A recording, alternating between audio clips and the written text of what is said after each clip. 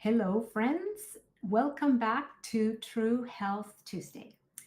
My name is Maria Jose Hummel, and today we're going to be talking again about the brain. So, 2 weeks ago, we started with this topic about the brain, nutrition, and the brain, if you remember. And as promised, today we're going to be talking again about the brain, but we're going to talk about very importantly about depression and anxiety and how nutrition affects these things. And so I hope that you will be sharing this topic with your friends, with family, with people who might be interested about this topic because this is so important, especially nowadays.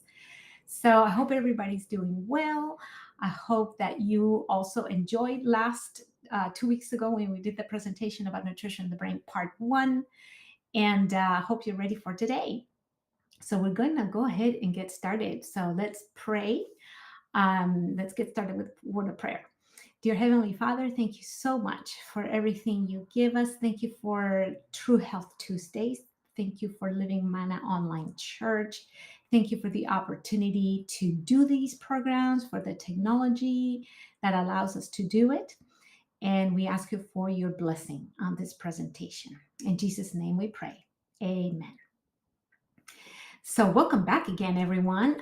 So, if you are connected, let me let you know, by the way, that today is pre recorded again because, as I told you before, I am doing a class on Tuesdays, exact same time as True Health Tuesday. So, 5 o'clock, I will be connected to a class on Zoom. And it's a wonderful class. I really love it. It's with Loma Linda University. School of Public Health. I'm really enjoying my class, by the way, but I do miss being online live with you guys. So, but you can still put on the chat where you are connected from because I will be looking at those comments and I will be looking at any questions you have. So go ahead and put it, in the comments if you have any questions about anything because I will be reading those comments later.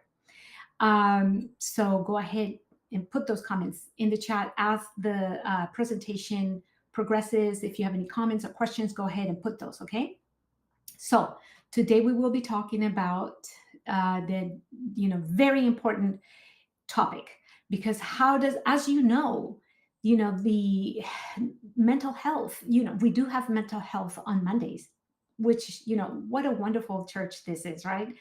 Living Manna Online Church with all this wonderful programming that we have, all these wonderful, wonderful things that Living Manna Online Church offers. And as you know, the health of the body is connected with the health of the brain. The health, the brain is part of the body. So the health of the mind is connected to the health of the body as well. So we will be talking about how nutrition affects the brain. And it does, because we've already given hints of that, as you might remember, when we talked about how, well, of course, Alzheimer's and Parkinson's, which we talked about 2 weeks ago, but also even before that, when I hope you remember when we talked about diabetes and how, if you remember, how many of you remember when we talked about diabetes type 3? Does anyone remember about that?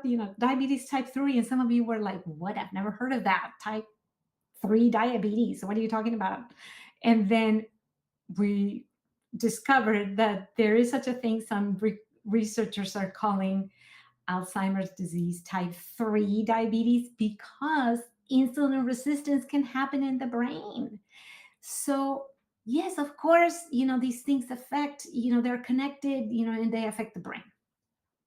So it's no surprise then that these mood disorders can be affected by what we eat. All right. So, and nowadays with all these things going on, there's a lot of stress. There's a lot of, things that affect people's life.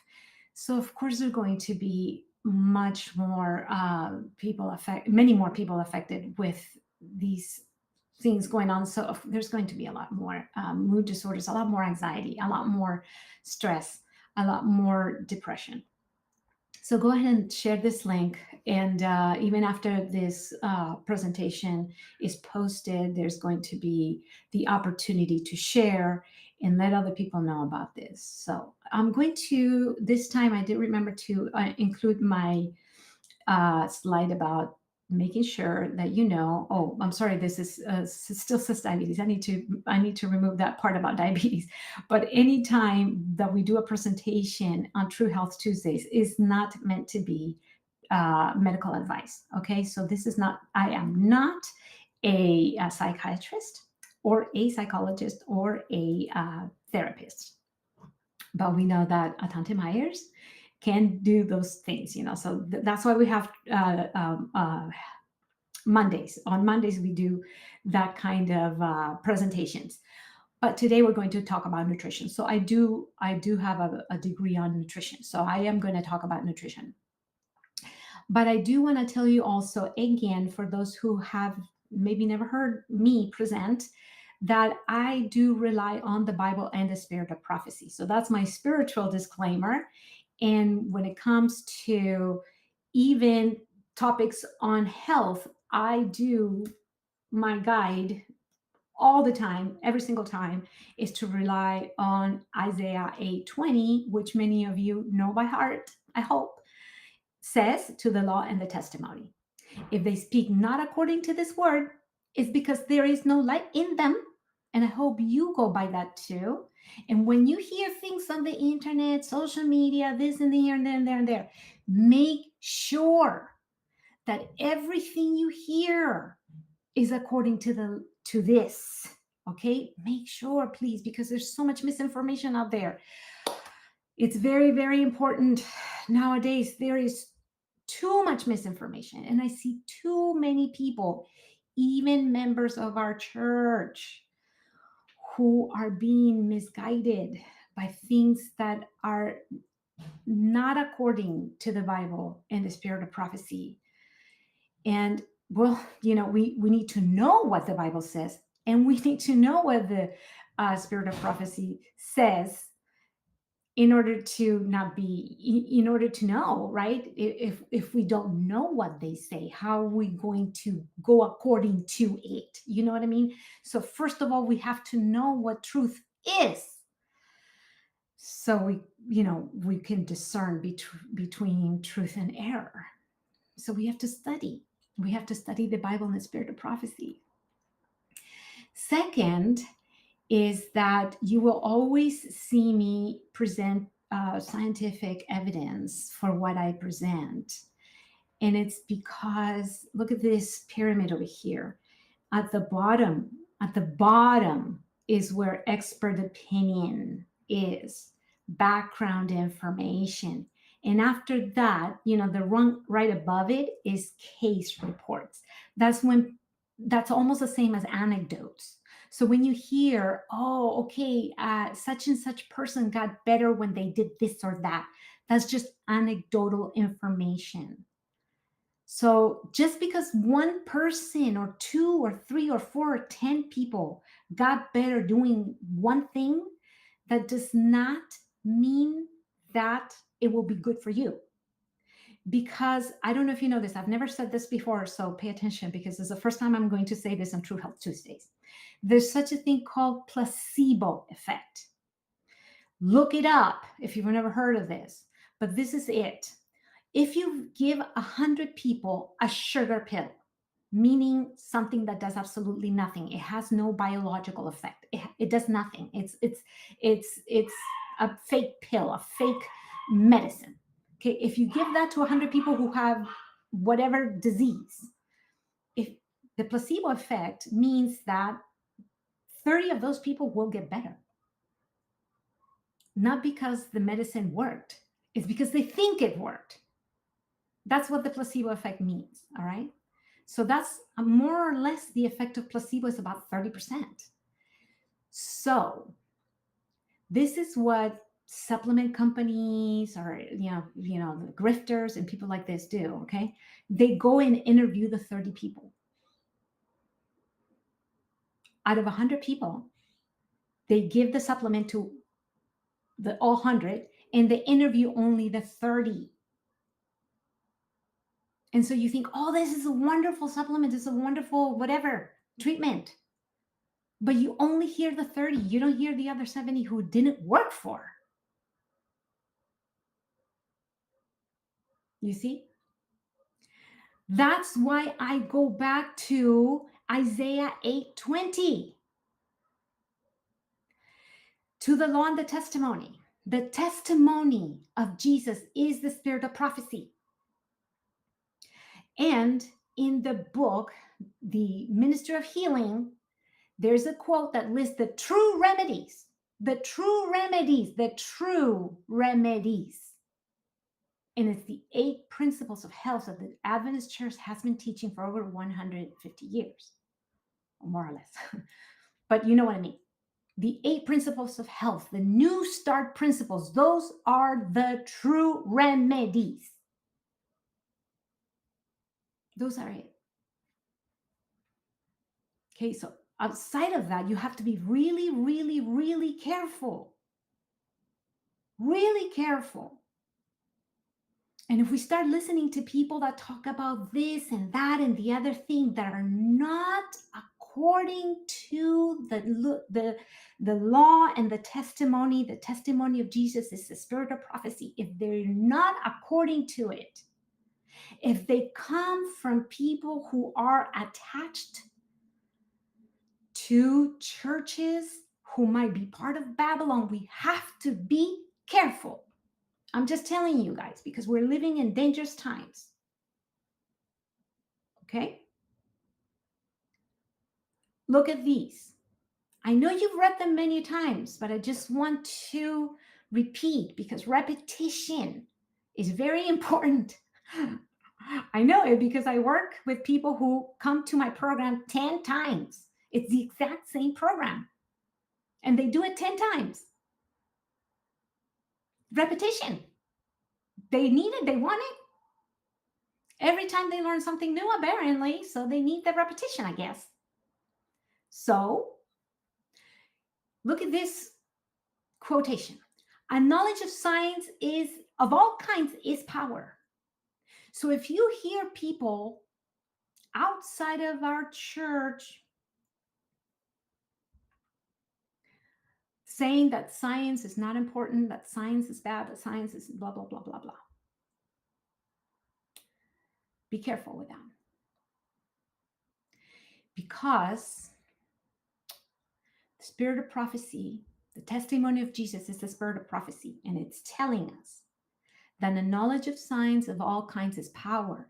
And it is the purpose of God that advanced science shall be taught in our schools as a preparation for the work that is to precede the closing scenes of Earth's history. When do you think that will be happening?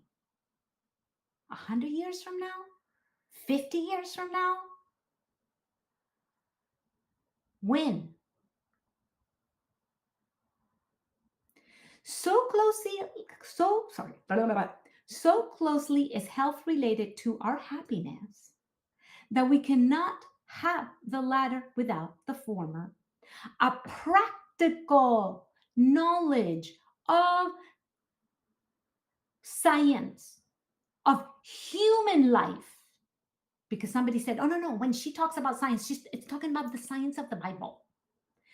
Very clearly says right here, knowledge of the science of human life, physiology, is necessary in order to glorify God in our bodies. That's the first angel's message, part of it anyway, part of the first angel's message, very clearly. Necessary. You have to know science in order to glorify God in your body. You have to know physiology. The more, the better. Okay. That's why you have True Health Tuesdays. I'm going to help you with that. Okay. Sorry, I rant sometimes. Okay. So today's topic, you can see how passionate I am. All right. Today's topic, we will be talking about mood disorders. Very important today. There's a lot of depression and anxiety with good reasons. All right. So, I will be talking about how what we eat might have an effect on these things. All right. So, we will be starting with this. Whoopsie. Come on now. Here we go. Whoa. I'm going to increase the size for you so you can see it better. All right. There we go. We will be talking about, first of all, look at this. It's talking about omega-6 fatty acids, all right? Now, we have talked about omega-6 fatty acids before. Omega-6 fatty acids are polyunsaturated fatty acids, okay? So, not all of them are bad. Some of them are okay. And some of them are necessary, and they are essential fatty acids because our body does not make them and we need them in our diet. But in excess, they are pro-inflammatory. In fact, there is some inflammation that our body needs, okay? Because inflammation is also a response in case of injury. So if you cut your finger, for instance, the response your body needs is a little bit inflammation to heal that cut. So when you cut your finger, let's say cutting onions or whatever in the kitchen, there's going to be a little bit inflammation in that cut in order to heal the cut. All right. So we need a little bit of inflammation sometimes. So we cannot just have no inflammatory response in our bodies. There is a need for it. The problem, as I have explained in the past, is that in the modern diet, there is an unbalance. There's too much in our diet of omega-6 to omega-3, right? So the ratio of omega-6 to omega-3 is unbalanced. So ideally, we should have something of 4-1, 3-1, 2-1 of omega-6 to omega-3. Whereas in the standard American diet, otherwise known as the SAD diet, some of you might know that, it's called the SAD diet, Standard American Diet, AKA the SAD diet. All right. So nowadays, the ratio is about 20-1. Terrible ratio. Therefore, our SAD diet is pro-inflammatory. Too much inflammation because we consume way too many of these omega-6 fatty acids. Now, this study right here that I'm showing you is talking about particular omega-6 fatty acids that are found in excess in the American diet. And there's two that it mentions in particular because there's many omega-6 fatty acids. It's talking about two of them. And as you see in the text on the side over here on the left, it's talking about two that are called, one of them is called arachidonic acid, and the other one's called adrenic acid. These two, it's not the only omega-6 fatty acids in the diet. These are two in particular, okay? There's other ones that are not nearly as bad. But these two have been found to be associated with a higher risk of, number one, suicide risk, and number two, major depressive episodes.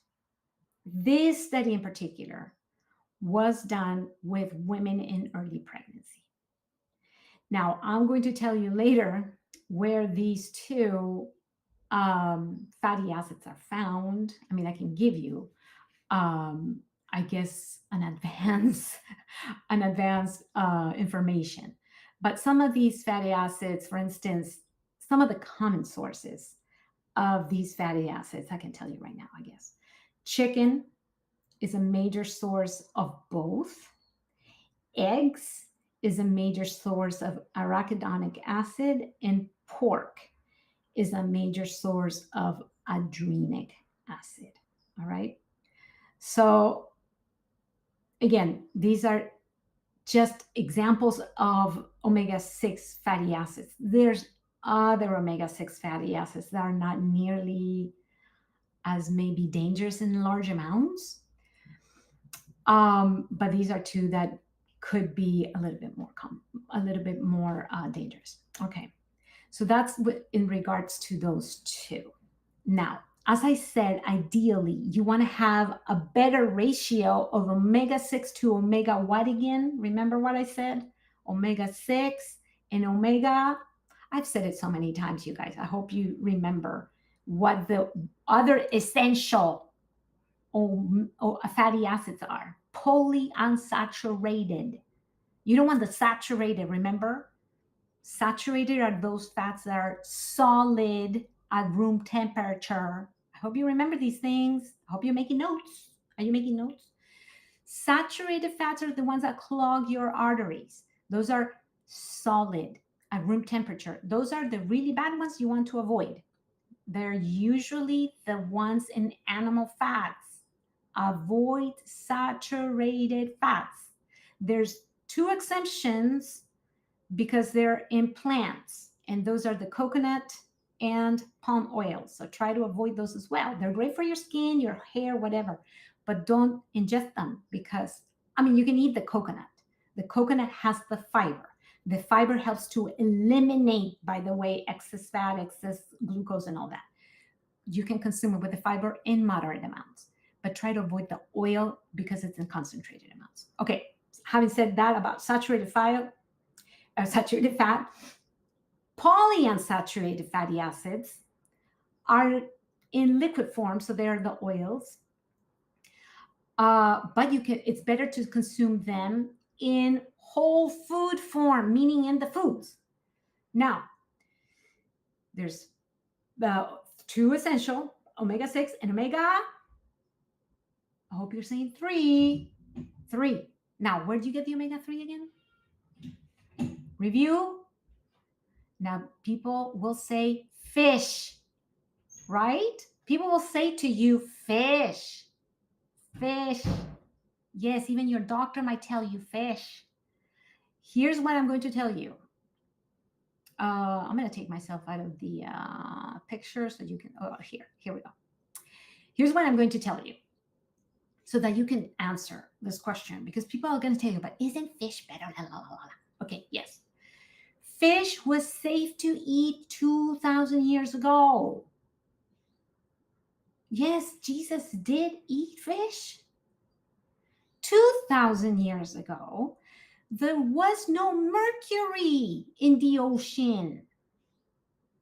There was no chemicals from all the industries, from all the, the agricultural pesticides and all the chemicals they put in the soil, blah, blah, blah. All of that wasn't there.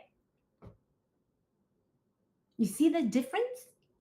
Today, fish is the number one source of contaminants in the food supply. And that's before we found out about nanoplastics. That's new. We figured that out recently. Now, people who eat fish, and by the way, drink water from plastic bottles. I hope you're not drinking water from plastic bottles. Glass or steel, stainless steel. Okay, if you drink water from plastic bottles and eat fish, you're consuming a credit card worth of plastic a week. A week. Yeah, sure. Fish has omega-3 fatty acids, but they're safer sources. Omega-3 fatty acids help fight depression and bipolar disorder. Yes, but they're safer sources. Flax seeds and chia seeds are the most concentrated plant sources of omega-3 fatty acids. What you want to do to absorb the omega-3 fatty acids is grind them. Grind them to a powder. Once you grind them, put them in the fridge. So people ask me, should I buy the ground flax? No. This is my personal professional advice. Do not buy ground flax. Buy the whole flax. Brown or golden? Question they asked. I don't care. They're both good. They're both good. But buy the whole seed, grind small amounts, put it in the fridge, and consume 1 to 2 tablespoons minimum a day. Every single day, every single person in your family. Are you consuming every single day flax or chia? If you are not, you are probably deficient. Think about this. You are probably deficient. If you're consuming oil, any oil, more than a tablespoon a day, you're probably not converting the short chain fatty acids from the chia and flax that you're hopefully consuming into the long chain fatty acids called EPA and DHA. Your body needs to convert them, the fatty acids from the chia and flax, into long chain fatty acids. Your body needs to make that conversion. But if you're consuming oil, if you're frying your food, if you're using more than 1 tablespoon a day of oil, you're probably not making that conversion because the enzymes are competing. I'm just telling you, okay, so that you know. There's other sources of omega-3 fatty acids: soy, walnuts, greens, such as the kale you see over there, but they're not as concentrated as chia and flax. And hemp, that would be number 3. Chia and flax are number 1. Okay? So your brain needs them, you guys. Your brain needs them. Okay, I'm taking way too long. I better move on. Okie dokie. So here, well, see, I needed to say all of that because there it is. Here's the study. There are a number of studies which shows that omega-3 fatty acids are proving to be very effective against the treatment of major depression disorder and other psychiatric disorders. Very effective. Association of use of omega-3 polyunsaturated fatty acids with changes in severity of anxiety. Do you see that? It's in the title. Do you see it? Do you see it? I hope you are looking. And right there at the bottom, it says the review indicates that omega-3, PUFA, P-U-F-A, means polyunsaturated fatty acids, might help to reduce the symptoms of clinical anxiety. Further well-designed studies are needed in populations with whom anxiety is the main symptom. So let's study it some more, but there's already plenty of good indications that it could be helpful. Isn't that good news? I think it's good news. So do it. I mean, everybody should be doing it already. But if you have anxiety and depression, more reason. Start right now, tomorrow, today, not even wait until tomorrow. Go to the supermarket right now. Go get some. All right. I was talking about arachidonic acid. Why is it bad? Here, it says right here. Because it causes inflammation in the brain. I had already said it's inflammatory. Well, do you need more proof? Well, here it is. It causes inflammation in the brain. It's right there on the title. Right in the title. You see it? Arachidonic, I highlighted it for you. And right there in the abstract, Arachidonic acid, AA, is pro-inflammatory. Remember the sources I told you? Chicken, eggs, pork. Those are some of the main sources. See, and some people say, well, chicken's not bad. It's white meat. Eggs are great for you. One a day. Some people eat 7 a day because they go to the gym. My goodness. Okay. So please, let's read the writings. That's why they were given to us. That's why, because so we can discern truth and error. They were given to us as a blessing. All right. Look at this. This study restricted meat, fish, and poultry.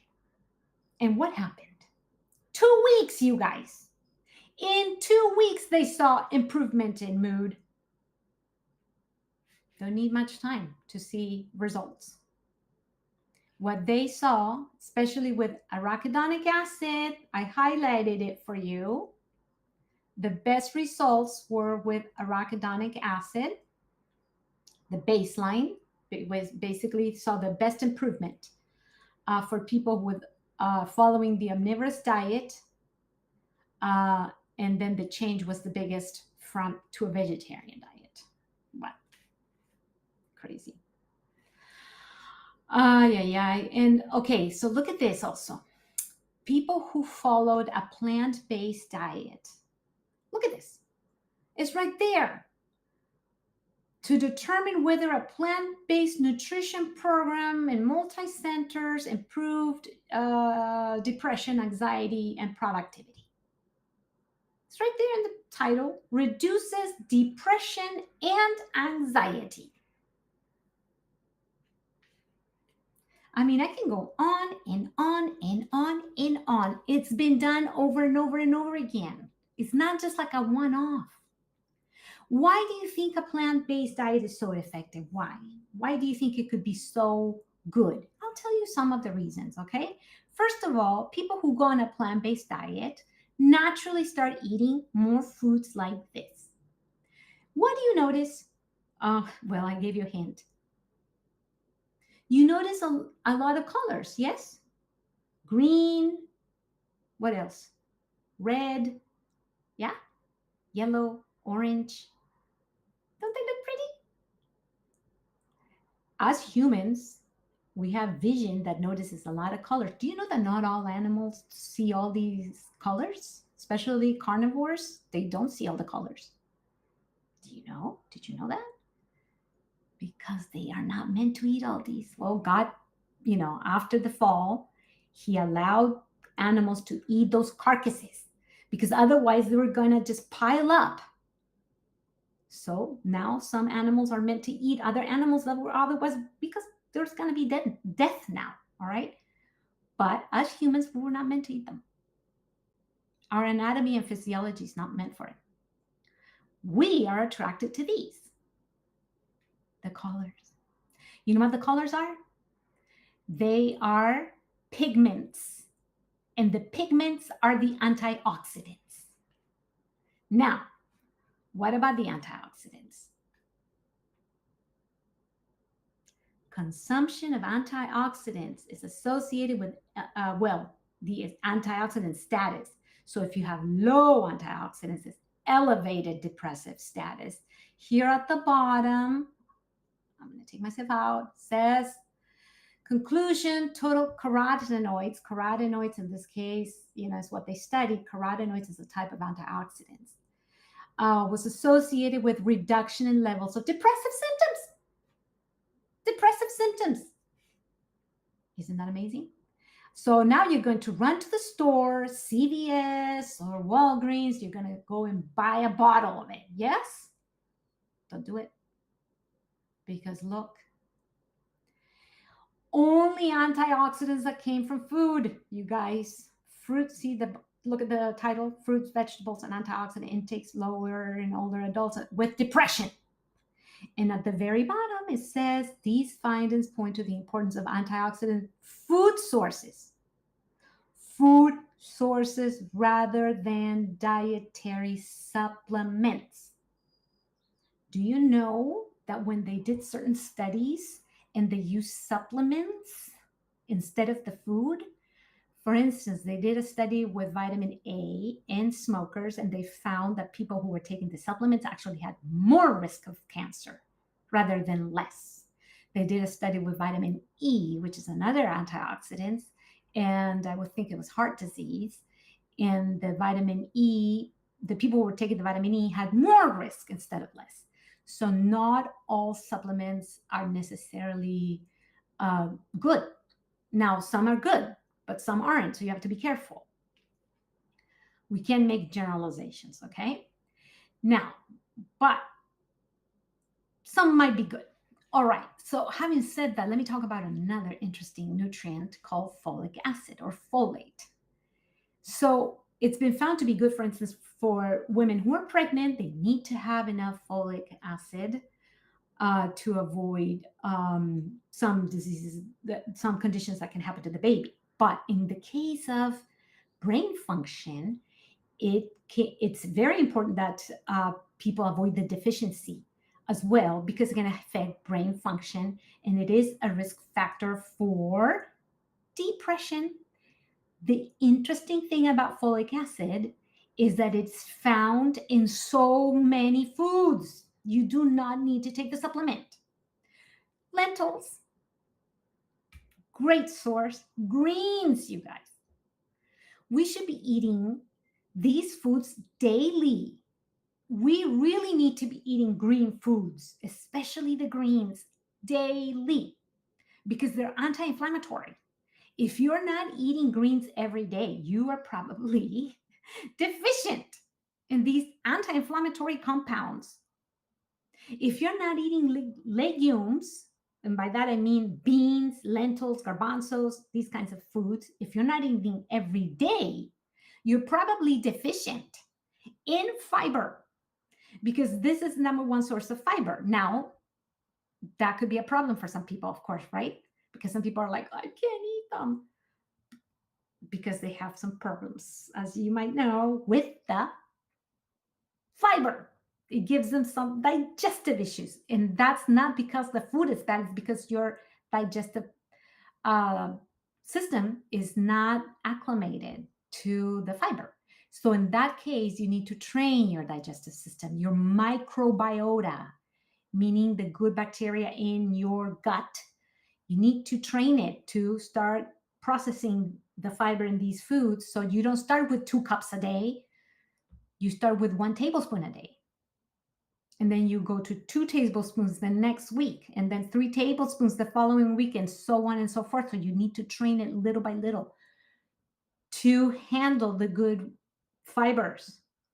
And that way you change your microbiota to be healthier and healthier. That's how you do it.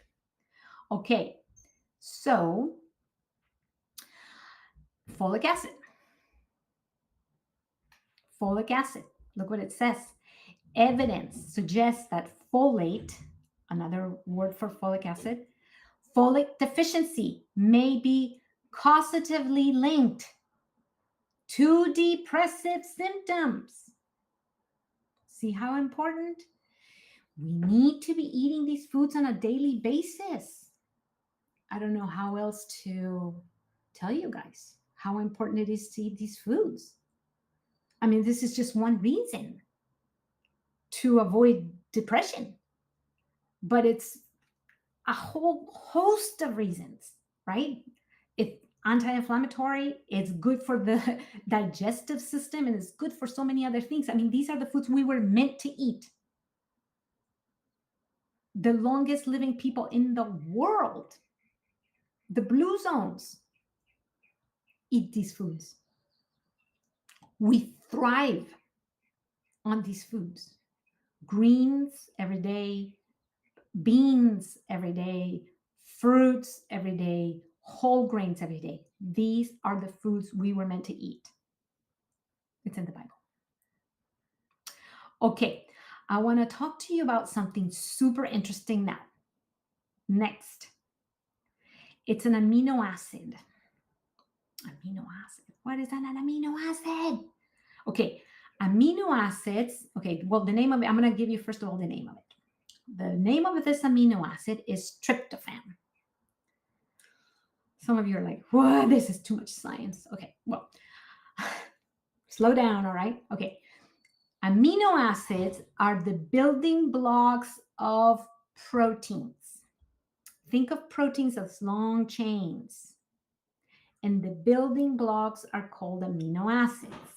Okay, so tryptophan is one kind of amino acid, and there's different kinds. Why is this important? It says right there, because tryptophan is the precursor for a neurotransmitter, meaning something in your brain, kind of well known, right? Kind of famous. Have you ever heard of serotonin? Serotonin. You might have. Some of you rings a bell. Serotonin, serotonin, serotonin. Yes, yes, yes, yes, yes, yes, yes. When it comes to maybe depression, you might have heard of some medications, maybe antidepressants. Yes? Rings a bell? Yes. So, serotonin is a neurotransmitter that it's not only found in the brain, but when it comes to antidepressants, they work on serotonin. That's why you probably heard of that. It turns out that tryptophan is a precursor. In other words, it gets converted into serotonin in the brain. And when you have low levels of serotonin, the thinking goes, that leads to depression. Therefore, when they give you antidepressants, some antidepressants work on elevating the levels of serotonin in the brain.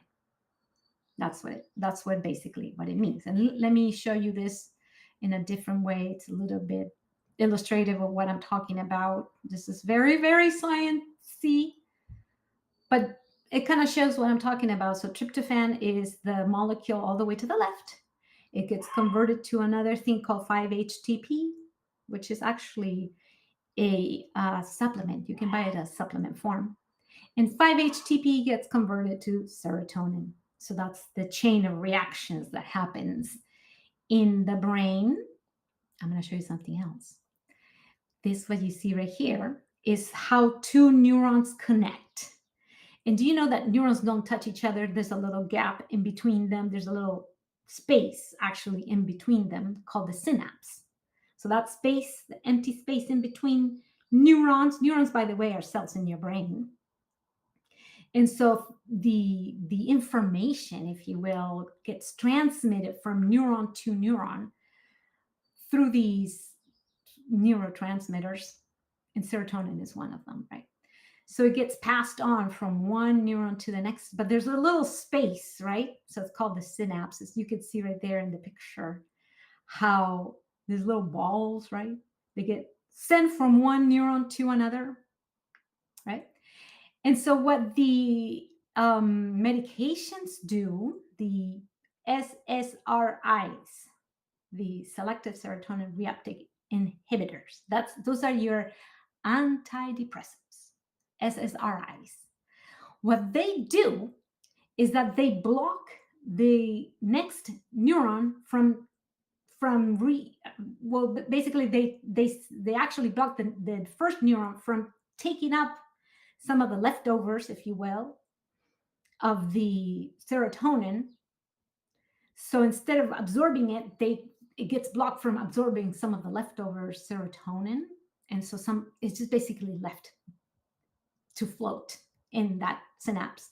So there's more in it, more serotonin left behind that increases what says right there, increases the serotonin levels in the synapse.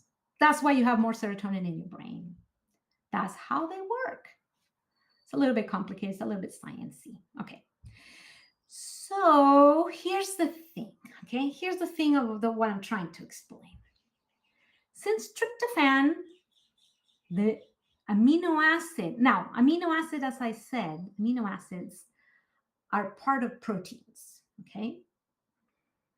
So the thinking goes that if you eat more proteins, that you will have more tryptophan, you will feel better. So the thinking goes, just eat more foods that have tryptophan. Eat more chicken, more milk, more cheese. These foods will elevate tryptophan in the brain and you will feel better. It's good for you. That was the thinking. But it doesn't work that way. I'll tell you why.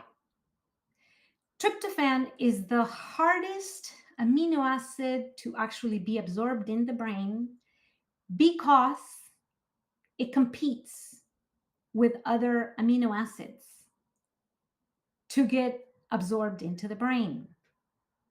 It competes. So when a food, listen, okay, this is important, and I'll tell you why in a minute. This is very important because people go on low carb diets that have a lot of protein. That's why this is important, okay? So when you're eating too many proteins that have other amino acids, listen, okay? Listen. I know this is getting sciencey, but give me a minute. When you eat these foods, let's say chicken or cheese or milk, whatever, these animal proteins tend to have too many other amino acids that compete with tryptophan for absorption in the brain. And tryptophan, being the hardest one to get into the brain, gets left behind. That's the key. When you eat too many of these high protein foods that have too many other amino acids, tryptophan tends to get left behind, actually. So instead of absorbing more tryptophan into the brain, you actually absorb less of it. So what does that do? You know what does? What that does? I'll show you. That does something super interesting. It ends up happening, what ends up happening is that a diet high in protein, listen, results in low tryptophan in the brain, according to studies. I'm not making this up.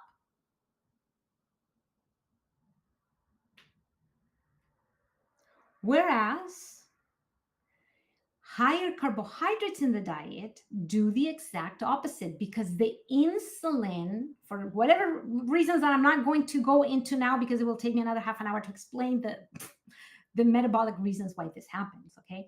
But insulin actually helps tryptophan to go into the brain. Now, I'm not telling you to go eat a bunch of cookies, okay? Because good carbohydrates do this too. You don't have to eat cookies or drink Coca-Cola. Good carbohydrates do this. So, to recap, high protein, especially of these special types of amino acids called branch amino acids, that lower the tryptophan in the brain, whereas high carbohydrates actually help tryptophan to go into the brain. What do you think that does if you have low tryptophan in the brain?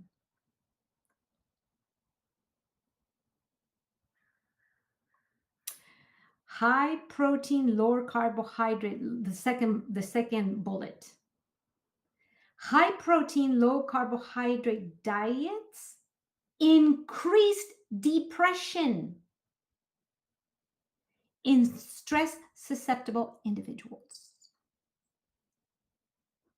A high carbohydrate, low protein diet increased the ratios of tryptophan to other amino acids in the brain. But a high protein, low carbohydrate diet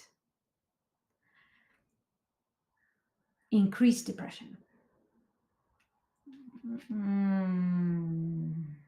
What do people do when they want to lose weight or gain muscles? They go into the gym. What kind of diets do they do?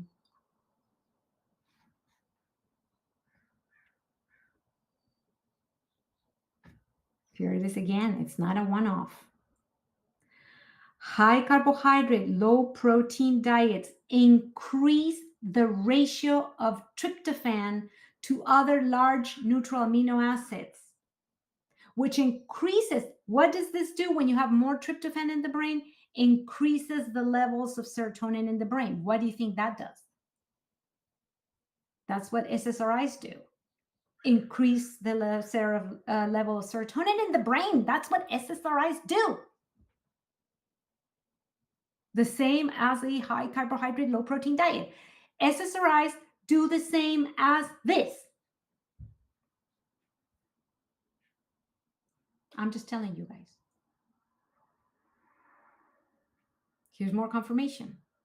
Consuming more carbohydrates improves the measures of depression, tension, anger, confusion, sadness, fatigue, alertness, blah, blah, blah, blah. What I'm trying to tell you with all of this is do not go on low carb diet. It's already known that there's side effects with these diets, such as irritability. Don't do it, especially if you're prone to depression, stress, whatever. Don't do it. It's only going to make it worse. Don't do it. Let alone the fact that they don't provide enough some nutrients, very important nutrients. They reduce tryptophan in the brain. You're going to put yourself at risk for depression and anxiety. I don't recommend it. The keto, carnivore, all these things,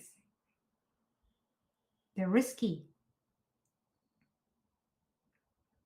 Long-term effects of very low carbohydrate diets and a low-fat diet on mood and cognitive function over 1 year.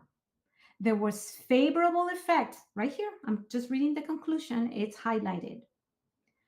There was favorable effect on an energy restricted, meaning lower calorie, low fat diet compared with isocaloric, meaning the same calories, low carbohydrate diet on mood state and affect in overweight and obese individuals.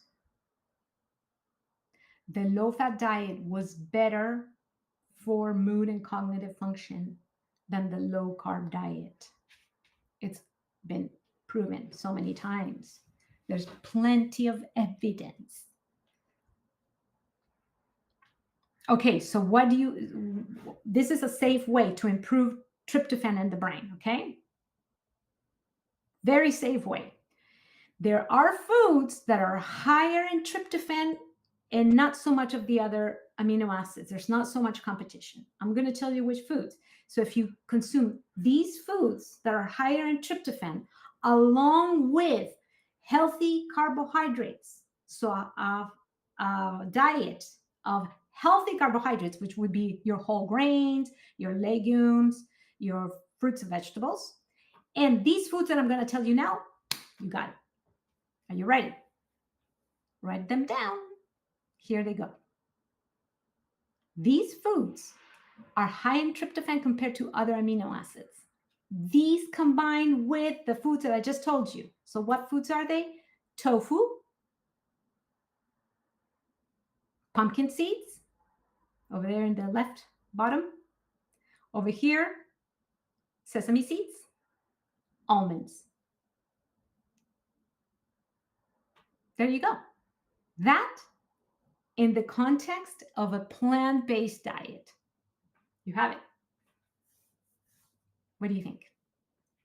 Okay, I hope you wrote that down. Okay, so moving on, what really is not good for your brain, of course, would be junk. High fat foods. impair the circulation to the brain, and may be a risk factor for depression. You probably already know that, but I'm going to give you studies that prove that.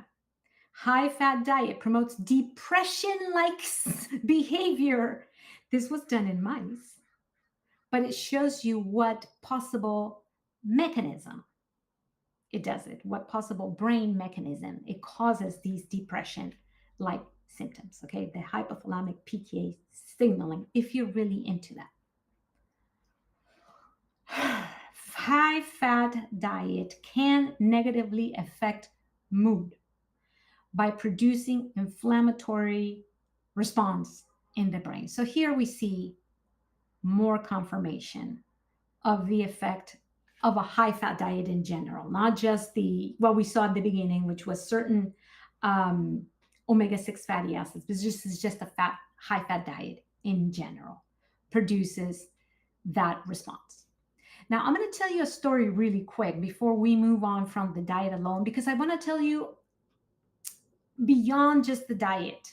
There are other important things I want to tell you in the last few minutes of this presentation, because there are other lifestyle factors beyond just nutrition that I just want to briefly mention, okay? But just to finish the nutrition part of it, there's a story from Forks Over Knives. I don't know if you've ever gone into that website, and I invite you to visit it. There's of course, a documentary that was done, I think in 2011 it came out, and now it's a classic. And it's a great documentary. It's called Forks Over Knives. So really good, very inspirational and motivational. Excellent. And in the website, there's a lot of testimonials of people who have changed their diet and improved their health and changed their lives. But I want to read you really quickly the story of this woman who you can see on the left, the picture of her years ago, and then on the right, what she looks more recently. But she says she started dieting at the age of 9, and every time she lost the weight, she swore that she would never gain it back. But of course, as many people, she gained it back each time, and her whole old habits came back along with the weight. In 2013, when she was 55, she was on the end of her rope, she says. And it was in the grip of lifelong depression that suddenly had gone from bad to worse. And she also had like ache in her feet and her knees. She's only 4'11" and she weighed 220 pounds, BMI of 44. And so she knew she couldn't continue in that path. But another round of calorie counting and portion control was out of the question, she says. The first thing she did was start mindful eating practice. Many of you might have heard of this. And she thinks that was really a transformation for her, without which maybe nothing else would have been possible. So she started paying attention to her food, the thoughts in her mind, her feelings, and she was able to begin to understand what was driving her to overeat. But this was not a quick process. It took almost 2 years, but it really laid the foundation for what was to come later. And then she watched what I said, Forks Over Knives, and something didn't quite click in her brain. She was ovo-lacto vegetarian at the time, so she was in such denial. She didn't realize that the diet presented in the documentary was radically different from what she was doing at the time. And she was possibly still buying into the whole thing about everything in moderation, which is a myth. And she was thinking that there was nothing wrong with that. So she was eating small amounts of cheese every single day. But her eyes were open, so she began to investigate the connection between inflammation and depression. And she stumbled across somebody who you might know, Michael Greger, Dr. Michael Greger, a plant-based whole food physician. And after that, she rewatched Forks Over Knives. She connected the dots, and she realized that dairy was probably contributing to her depression and also to her weight. And so her first thought was, oh, please, anything but dairy. She loved cheese. In fact, she felt nothing tasted good unless it was buried under a mountain of cheese. But decided she would give it up for 2 weeks. That's it. You could do anything for 2 weeks. Okay, 2 weeks. That's it. She lost 7 pounds in a matter of days, which was a great motivator. So by the end of 2 weeks, she was beginning to think she was onto something. So she decided would um, she decided that she can continue for another 2 weeks, or I'm sorry, for another month. And so she kept losing weight. So decided that she would do full 6 months just to be sure. So the cravings, though, started to come back around that time after 6 months. So she really wanted pizza. She wanted cheese. She wanted ice cream. And these weren't the kinds of cravings that you can easily get distracted from. They were intense, relentless. Um, so that was probably some kind of withdrawal symptoms after 6 months. Cheese had been her drug and she wanted it. Forks over knives helped her to, hold on. She was probably, she probably saw that thing once a week, I think, gave her the motivation to keep going.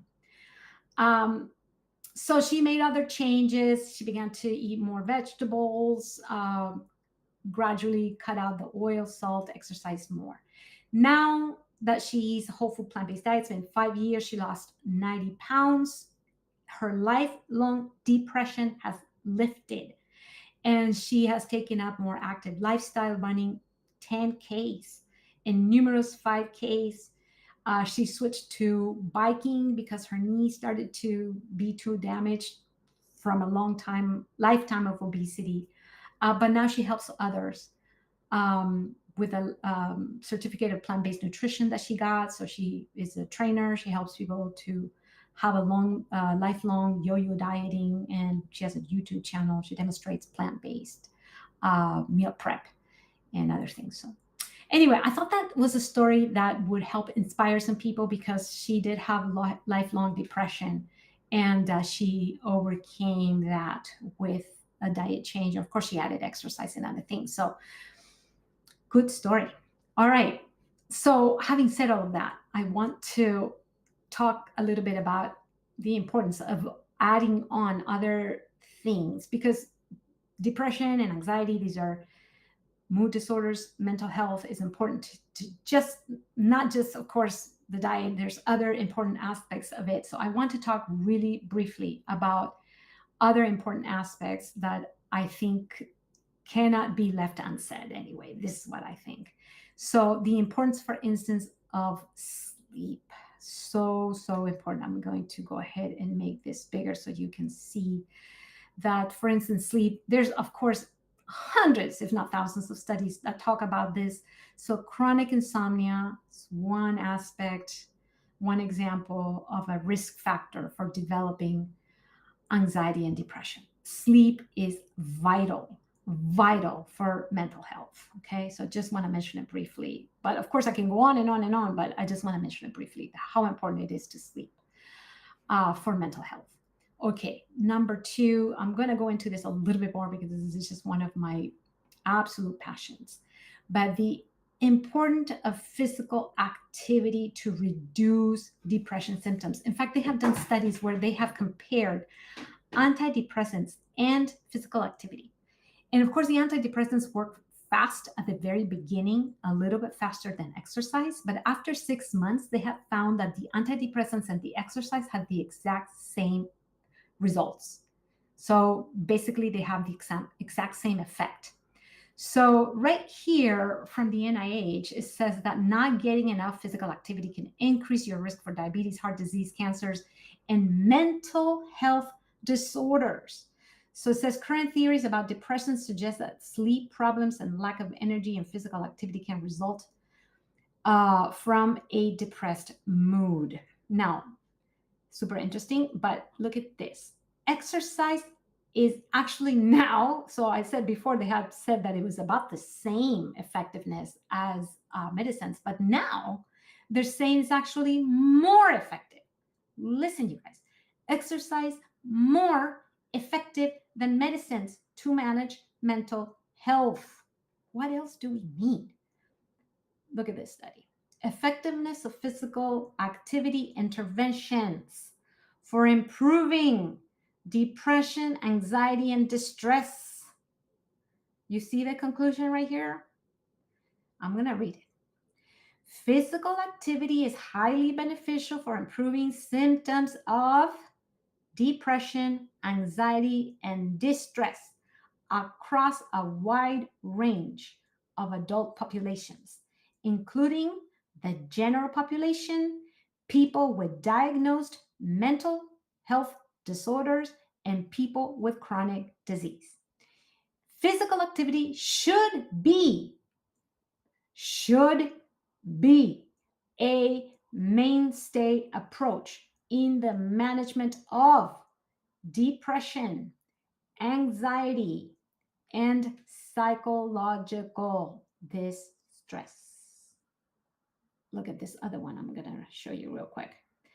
I'm just going to read you the title. Effects of, whoa, this is not even talking about walking anymore.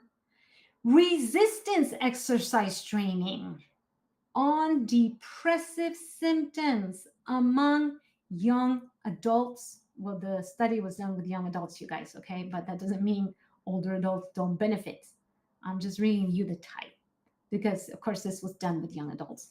But it says among 55 young adults, ages 25, 26 years, okay, 36 females.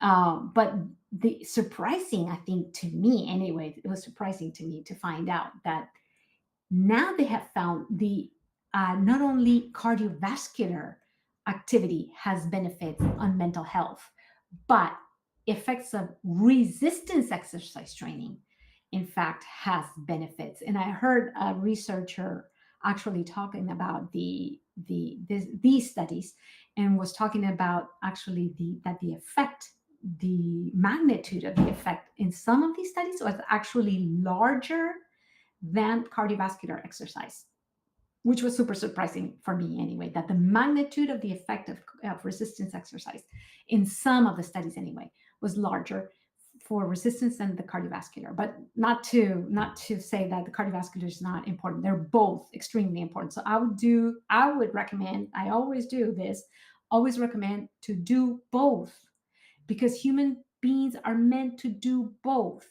Our current modern lifestyle is not natural. We're not meant not to use our muscles. We're meant for both. And now in our current modern lifestyle where we're not using our muscles enough, we lose about 3 to 8% of our muscle mass every decade after the year of 30. So by the time we reach 65, 70, we're at a way higher risk for falls, for fractures, and many people, when they fall and break something, they never get up again, or they are risk for death. So I want to warn you of that so that you avoid that. So start doing the resistance training plus cardiovascular now, every week. You don't have to do resistance training every day, 2 or 3 times a week. Cardio, hopefully every day, hopefully at least 5 days a week. All right. Because that's what we're meant for. We're not meant to be sedentary. Even the Bible says, with the sweat of thy brow, you will eat your bread. I think God meant exercise. That's my own interpretation. But anyway, I digress. Okay, so let's go to this last thing I want to show you. This is the last thing, okay? Bright light therapy for depression. Remember, sunlight is also one of the eight. Everything I have showed you so far is one of the eight remedies, right? So nutrition, exercise, and now is sunlight, bright light therapy for depression. You might know already, but I don't know. But you might know that people that live in high latitudes, meaning closer to the poles, South Pole, North Pole, that they're a higher risk for depression and anxiety, but mostly depression, because the less sunlight you are exposed to is worse for your mental health. So people who live, for instance, in the Nordic countries, so like Norway and Finland and Sweden, places like that, they have very high rates of mental health problems and suicides, especially in the winter months. There's places where they only get just a few hours of sunlight in the winter. So they do have these lights, even in like bus stops. They have these special lights that people get exposed to. And in fact, I had one, but it's not here anymore. I wanted to show you, but I don't know what I did. We just got new floors, so everything got moved. I wanted to show you the light, but it looks like this.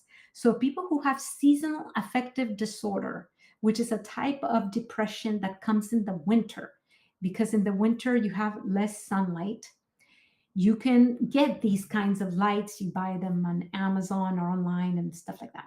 These kinds of lights are especially designed so that you can get yourself exposed to more light in the winter. You don't put it right in front of your face. You put it kind of on the side, 15 minutes, 20 minutes while you're reading, studying, or whatever, even doing something in the computer. Just 10, 15, 20 minutes a day, and it will help reduce symptoms of depression. But ideally, of course, if we can get exposed to bright light from outside, is better. So, what has been found is that the best times to do it is right in the morning, right after you wake up, as the sun is coming up. This excellent time to go outside, expose yourself to the light from the outside, not the lamps inside the house. It's not bright enough. It has to be a special lamp like this. But if you can go outside, that's better. So go outside, expose your eyes to the light from outside for at least 5 to 10 minutes, as early as possible in the morning. And if you can do it again in the afternoon, that's also very beneficial. Okay. And in the evening, as the sun comes down, try to turn off the lights, especially the ones from the ceiling. If you're going to have any lights on, they need to be at a low angle. Don't have the lights above on, have low lamps, and make sure they're not white. They need to be a yellow light without the white. It needs to be more yellow orangey. Okay, low lights. Forget the screens, you guys. They need to be on night shift. Remember, blue lights imitate the sky. So if you have blue lights from the screens coming into your eyes, you're telling your brain it's day. It's gonna mess up your circadian rhythm. Okay, that's a whole other thing, a whole other topic. I digress again. Okay, I'm going to leave you with the last slide, which is, I think I already, I'm not sure if I used the same um, Bible verse last time. And if I did, well, I'm going to repeat it. Here it is. Philippians 2, 5 to 11 says, "Let this mind be in you, which was also in Christ Jesus, who, being in the form of God, thought it not robbery to be equal with God, but made himself of no reputation, and took upon him the form of a servant, and was made in the likeness of men. And being found in fashion of a man, humbled himself and became obedient unto death, even the death of the cross." So let this mind be in you, the mind of Jesus. He wants our minds to be renewed, to be filled with his likeness, to be filled with love and peace. And we can do that if we follow the plan that he gave us, if we follow his laws, his advice, um, his laws that he has left for us, because those are the best. He knows he made us from here, top of our head, to the bottom of our feet. He is the creator. And he is the engineer that made this wonderfully made machine, the most complex of the whole universe. So who would know better? Who would know better exactly how to run it, right? So I'm going to give you once again, especially if you this is your first time, you might not know that I have a website. So the website is healthfortoday.net. The reason why I'm giving you my website is because in my website I have a 10-day plan, just like in the Bible. In Daniel chapter 1, you might know that there's a story of young men who, for 10 days, they followed a diet that was plant based. So let me show you what the website looks like. And right there where the arrow is, says 10-day challenge. So if you click there, again, the name of the website is right at the bottom, healthfortoday.net. And if you click on the 10-day challenge tab, it will take you to here, and you can download it for free. I don't ask you for even your email address or anything. Just download the PDF, and you can try a plant-based diet just like the young men from Daniel chapter 1 for 10 days. So that's why it's called also the Daniel challenge. And for 10 days, you can try it. And if you don't like it, you can stop it. But I guarantee you, because I have seen it with my own eyes at work, this is what I do for a living. I help people do a 10-day plant based diet. And I can guarantee you, I've done it for almost 3 years, that their biometrics, for instance, their lipids, are the one thing that falls the quickest. So if you have high cholesterol, LDL, non-HDL, triglycerides, ApoB, any of these lipids, if they're high, if you have hyperlipidemia, hypercholesterolemia, hypertriglyceridemia, any of those hypers, it's going to come down. I've seen it. I can guarantee it. It's going to help you even if you have familial hypercholesterolemia, meaning it's genetic. Well, even if it's genetic, it'll help. I've seen it. Okay, so I do this for a living. Also, if you have problems with your glucose, whether it's diabetes, pre-diabetes, insulin resistance, I see it all the time. It comes down. Well, unless you're not following, okay, because I see people who take it home and don't do it. Okay, well, I can't help you with that. If you have hypertension, meaning high blood pressure, I see it all the time. It helps. I see people who lose 8 pounds in 2 weeks. Well, it's not fat. I mean, you could lose 2 pounds of fat a week. So, but if you lose 8 to 10 pounds in 2 weeks, it's going to be a lot of fluid. People retain a lot of fluid because they eat too much salt.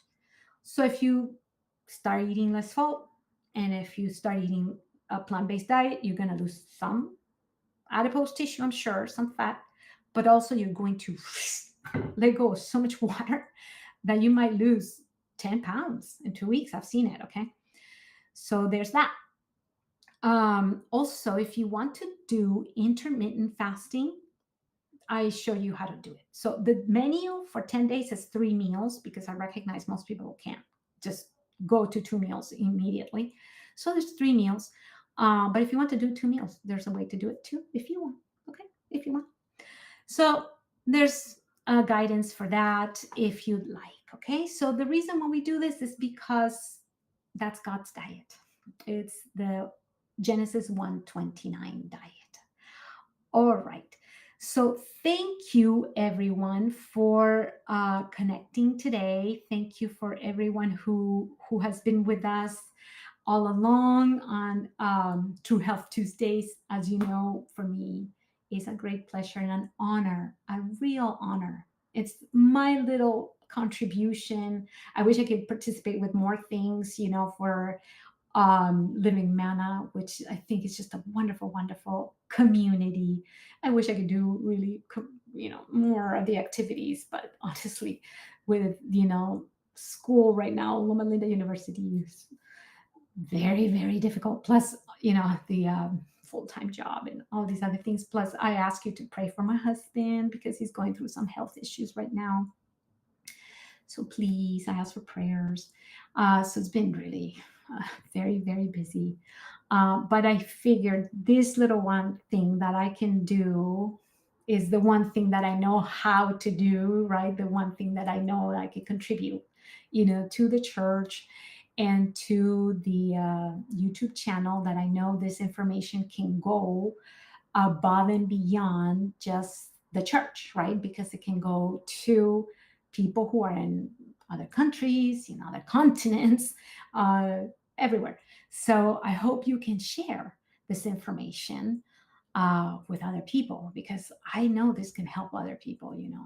I know this can help people who are suffering, possibly, and in a small way, maybe they need to know how to eat better if they have depression and anxiety and whatever other mental issues. I mean, obviously they're going to need more than just change of diet. They're going to need maybe therapy. They're going to need some professional help with a counselor and more things. Maybe they even need some medication for some time. uh, but adding on the lifestyle components can help so much, and especially if they don't have access to medications, let's say. So these things can be vital, can help save someone's life even. So I would encourage you to share.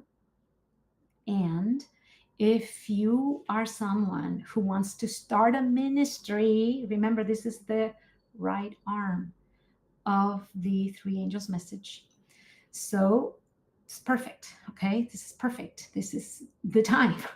This is right now, urgently needed. So many people are suffering, and many people might not even have access to medical care or medications, or who knows. So now it's more important than ever that we reach out to those who need this information. So I encourage you to share, use this information, give presentations, whatever you need to do. Feel free to use my slides or the video or whatever you want to do. So feel free to do it. Okay. And if you have questions, make sure you put them in the chat. I'll be reading the comments. Reach me and my website as well. So whatever I can do to help, I'll try to help. Okay. So let's finish with some prayer. And again, thank you for everyone who's connected. But let's finish up with some prayer. Okay.